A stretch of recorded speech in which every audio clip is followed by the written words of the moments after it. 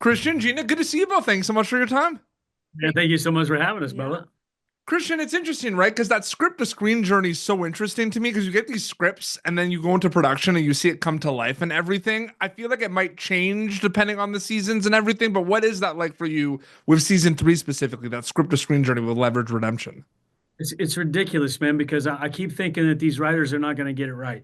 There's no way they're going to get it right because it's too. We've done too much. We've done, we've done.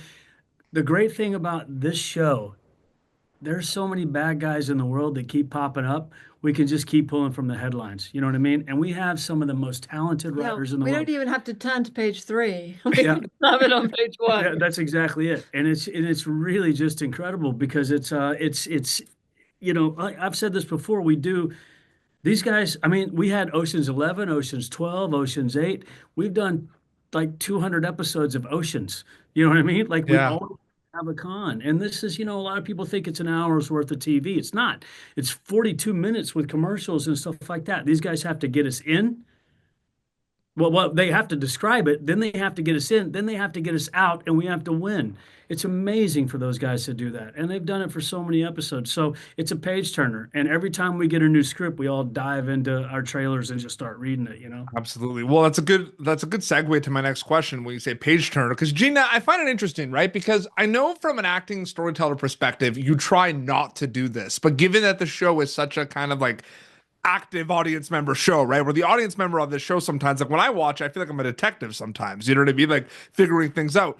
Are you ever conscious of the audience member watching Leverage Redemption while you're making it at all? Or does that kind of happen a little bit more after you wrap, so to speak?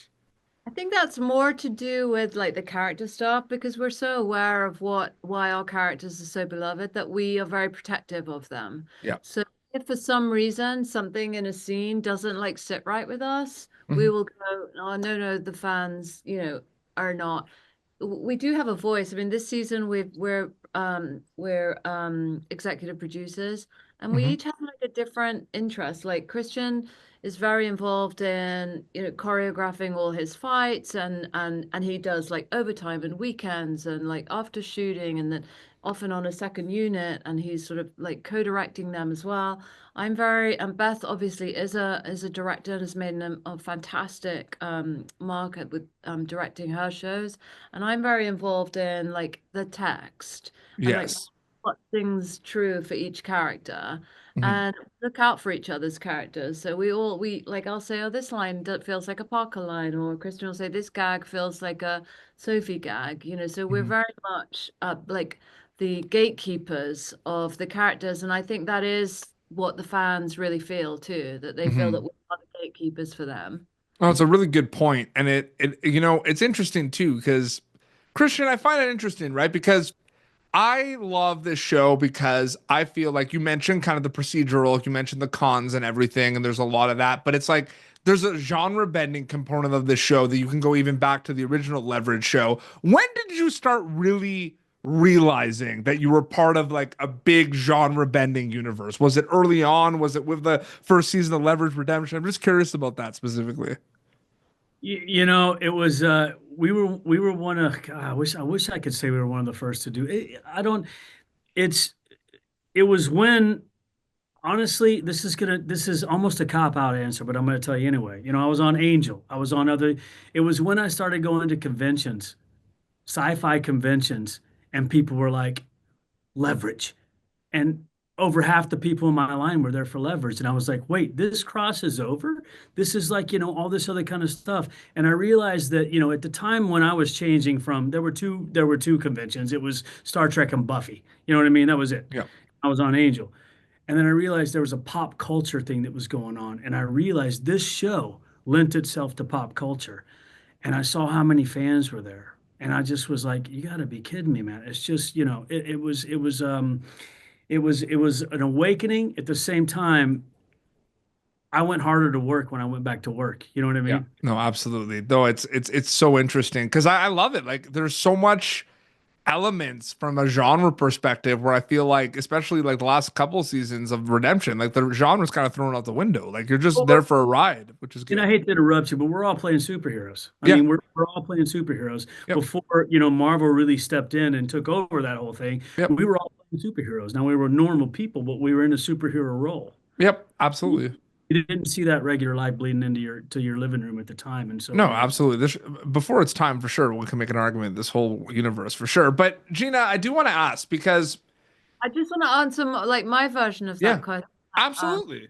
As well as that, I realized that it was something special when I was meeting people on the streets of all different ages. Absolutely.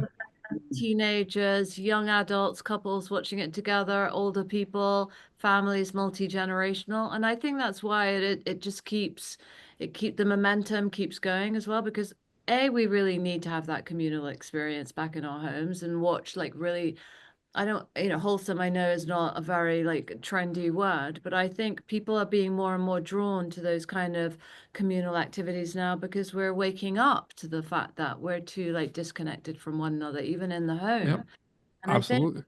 I think it's really important that we keep gathering new fans because this is not something that's going to go away. People are always going to be drawn back to actually, we want to have a communal experience. And I think that's why keep coming to the show and we'll keep coming to the show 100%. And before we wrap, I'm going to ask the same question for both of you. Gina, I'll start with you and then Christian. After Gina gives her answer, I'd love to hear your thoughts on this too.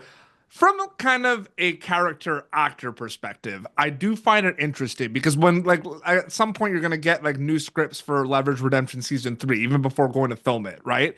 And I feel like, because I'm a filmmaker as well, so I think about these things when I talk to actors as well, is like, there's two things, right? Gina, you're going to think about what's going to happen with my character this season, and then what's going to happen overall with like the big kind of themes and big kind of storylines for the whole season. And in some of those kind of storylines, maybe your character's involved with them a lot, and maybe some of them, they're not really involved in that storyline. How do you balance that when you get scripts? Because I think one can make an argument, those are two different kind of mindsets in a way, right? Like what's happening with your character and overall what's happening with the new season.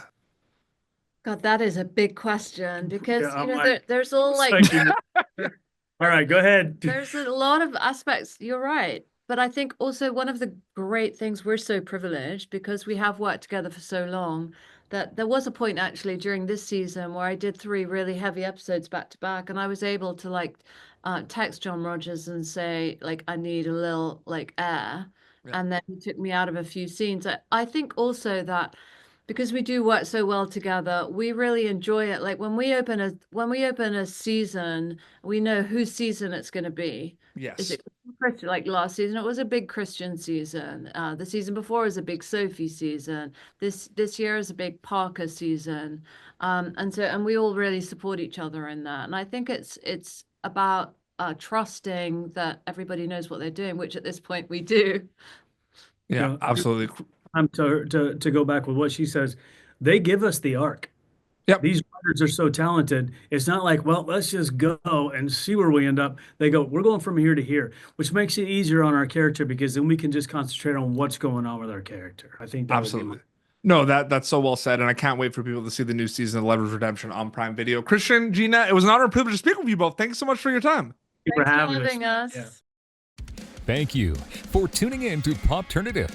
Make sure to check out our past episodes of Popternative on YouTube. This has been an Autograph Communications production.